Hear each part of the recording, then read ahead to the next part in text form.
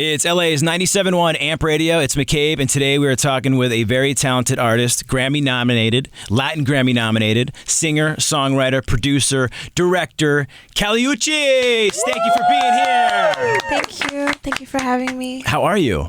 I'm good. How are you? I am good. This is a big day. You have been having a countdown to a new song, Solita, which is now out. Yes. How long has this been coming for this record? I wrote the song probably a little over a year ago, so it's definitely a long time coming for me. Yeah. It's a beautiful song, especially when you sing Solita. When did you start writing this song, and what inspired it? So I had just got out of a really long relationship. This was like a year and a half ago, and I was really, I guess, inspired by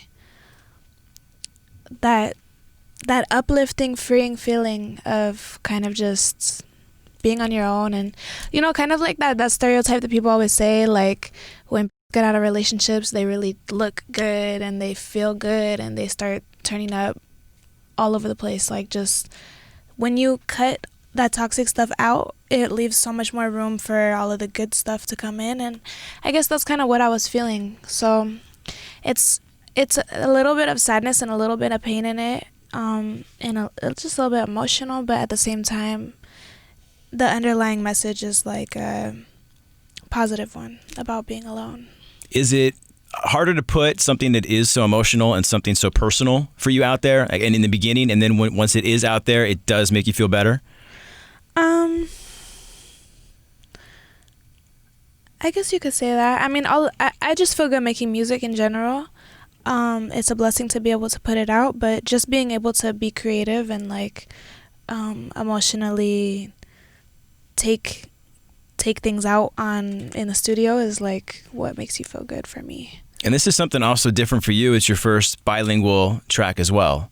Well, I've had bilingual songs before, but this is my first time that I'm gonna have a like predominantly Spanish speaking album, and so that's why I felt like the song was good to lead with, because this probably has the most English in it. So it's kind of like for my fans that might not speak Spanish, it's kind of like I'm easing you into, I'm about to be strictly Spanish in a second.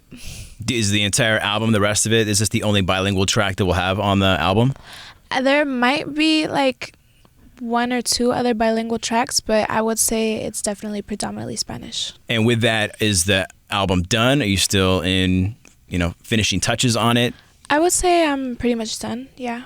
And would it be the same sort of theme to Solita as well? No, all of the songs, because like I said, I made this one like a year and a half ago. That was like when I started working on the project. This was one of the first songs that I had for the project. So I'm kind of almost releasing the singles in the sequence that they were created. Okay. So it's kind of the different phases of my life and the experiences that I was going through.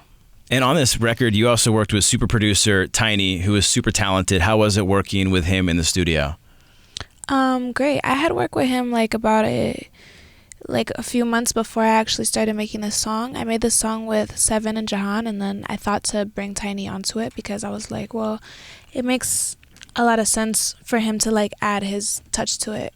I really loved the chemistry that we had and the energy that he had when we were in the studio. So I was like, okay, I'm just gonna go to Miami, lock in for like a week, see what happens. Because I didn't get to actually make anything with him when we were in the studio.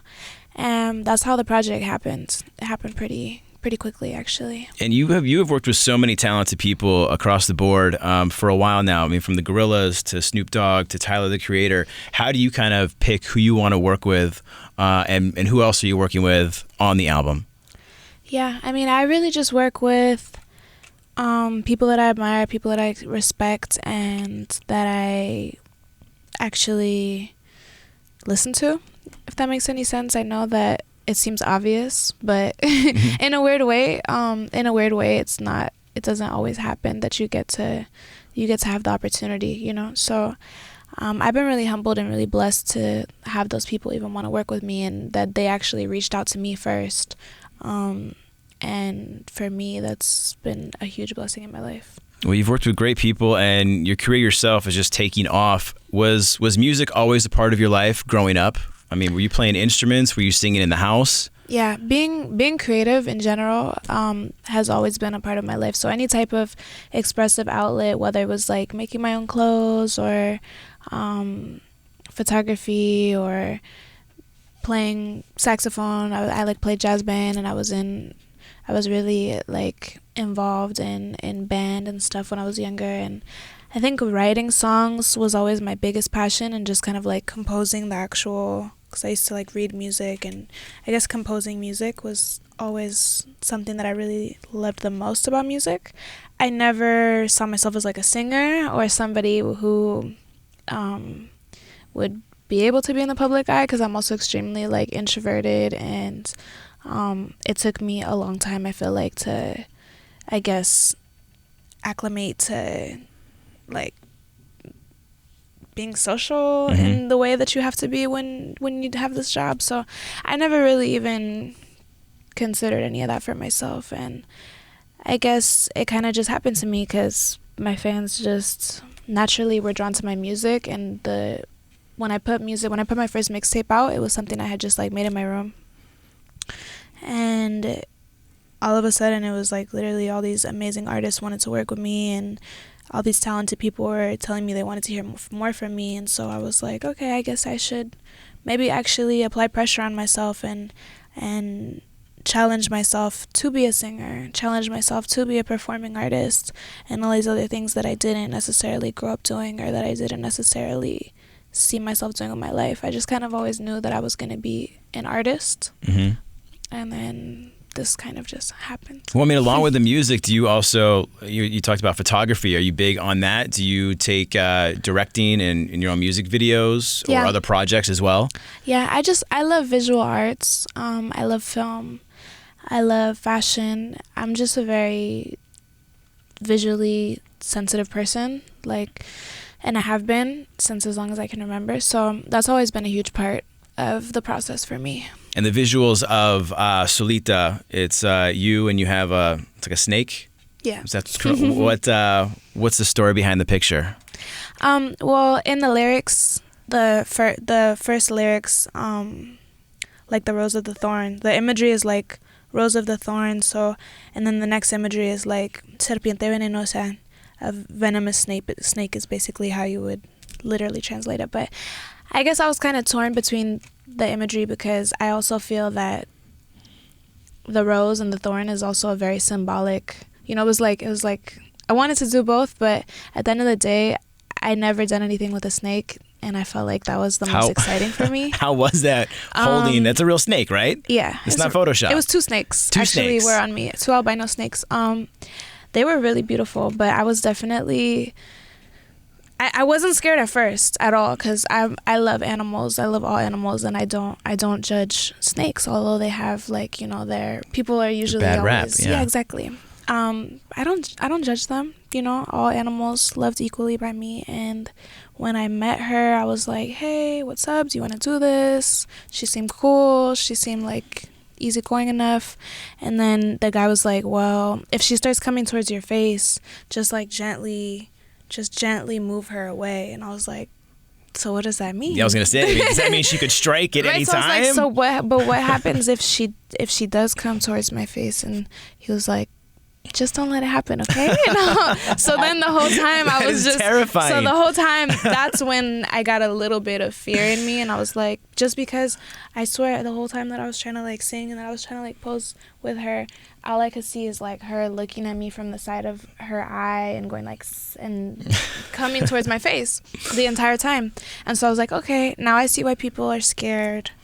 But still nothing but love for her, and I really appreciate her being a part of it. I was gonna say, you probably appreciate it a lot more. Will we see more snakes on the road? Will you be bringing them out on tour? No, actually, I don't like to use animals or little kids or anything in when it comes to performance stuff, or when it comes to anything.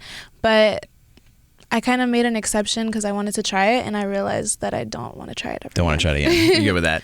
Yeah. Well, what do you expect for 2020? I mean, you're going to go out and do your Lollapalooza in Latin America. What are you looking forward to with those shows? And can we expect a tour for yourself as well in between or after?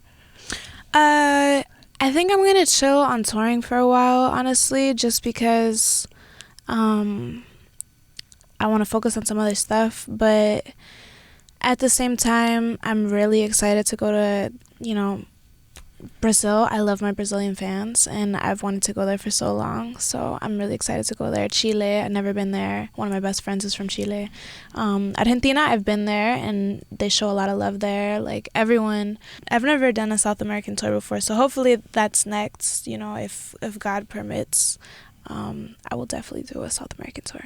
That would be great. And touring in kind of smaller venues, or if it is like a big Lollapalooza, do you have a preference? Is it all great to you just to see your fans in any kind of venue?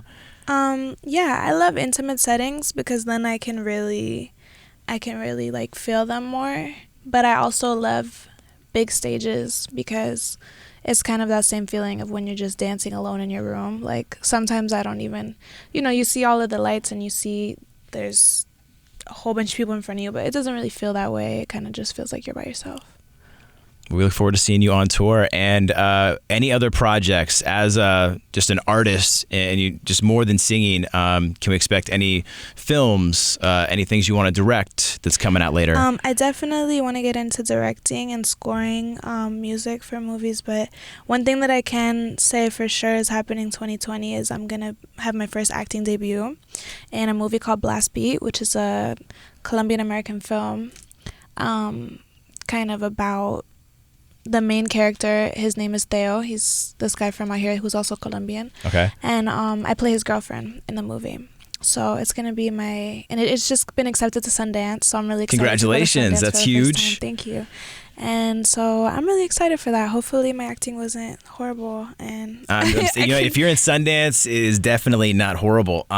What is your character about, and how fun was it to play? My character's name is Mafe.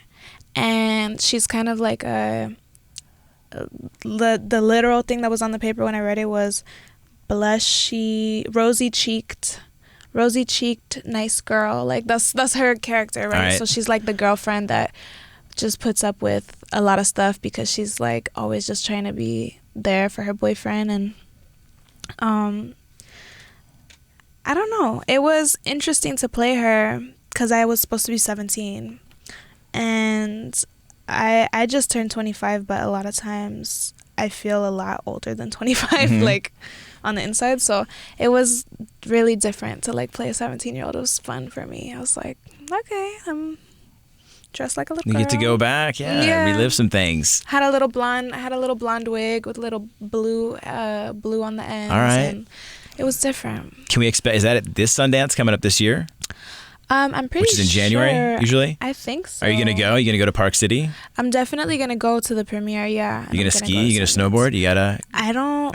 I would like to try. You got to get it in while you're in Sundance. I'm going to try. Well, thank you for stopping by Amp Radio. Congratulations on everything. Solita is out now. We can expect an album. Yes, 2020. In 2020. And we'll see you at some shows. And thank you so much. Callie Uchis with 97.1 Amp Radio. Thank you for being here. Woo!